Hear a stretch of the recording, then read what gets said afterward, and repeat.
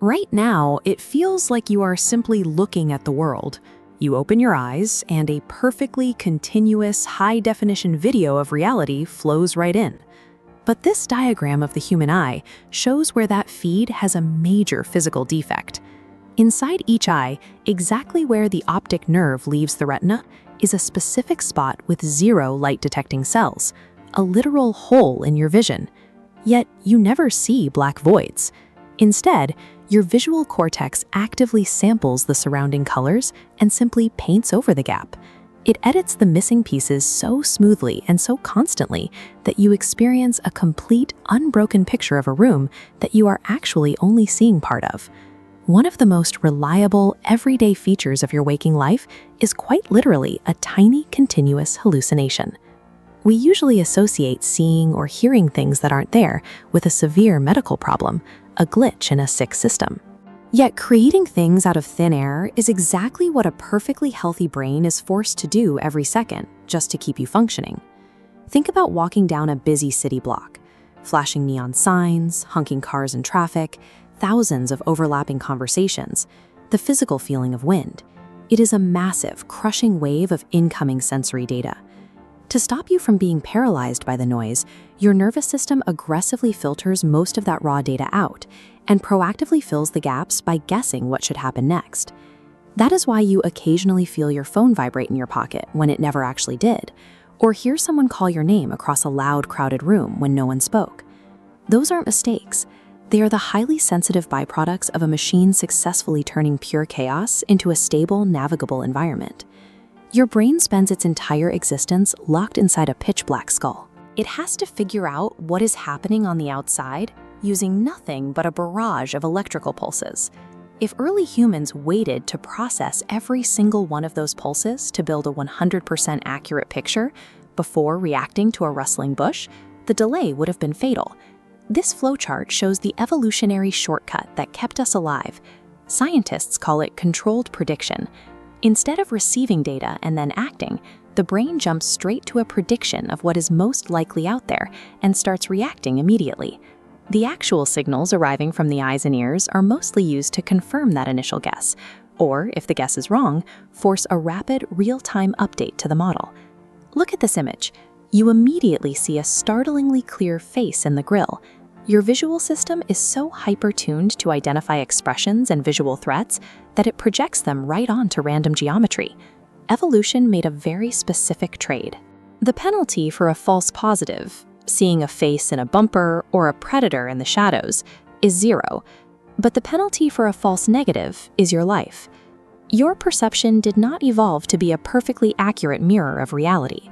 It evolved to be just fast enough to keep you alive. So what happens to this relentless prediction engine when external reality stops providing input to anchor it? If you sit in a perfectly silent room long enough, you will eventually start to hear faint humming or subtle pulses. Without external noise, your constantly scanning auditory system begins picking up internal signals from your own nervous system. This scaling up of internal data is why some people who completely lose their eyesight begin experiencing vivid, detailed scenes, faces, buildings, landscapes. It's a condition called Charles Bonnet syndrome. The visual cortex is still running, and without new input, it surfaces stored patterns on its own. The exact same mechanical principle applies to physical amputation, creating the phenomenon known as phantom limb syndrome. A person can lose an arm or a leg and still feel it itching, moving, or aching years later. This diagram of the brain's body map explains why.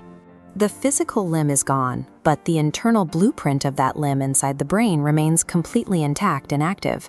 The sensation is completely real to the patient. The brain inherently rejects emptiness. When external reality is cut off, it uses its internal blueprints to build the world itself. Even physical pain relies heavily on prediction. If your brain determines you are in high danger, the pain you feel will intensify significantly, regardless of the actual tissue damage. It scales up the alarm to protect you. And then there is memory. We intuitively treat our past like an archive of video files we can just hit play on, but that is entirely biologically false. Every single time you recall an event, your brain actively rebuilds it from scratch.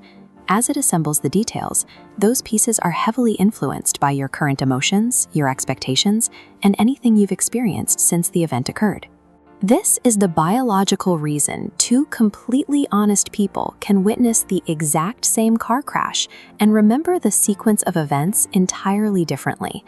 From the sharp sting of an injury to the memories that define who we are, the brain prioritizes crafting a coherent experience over preserving an exact record.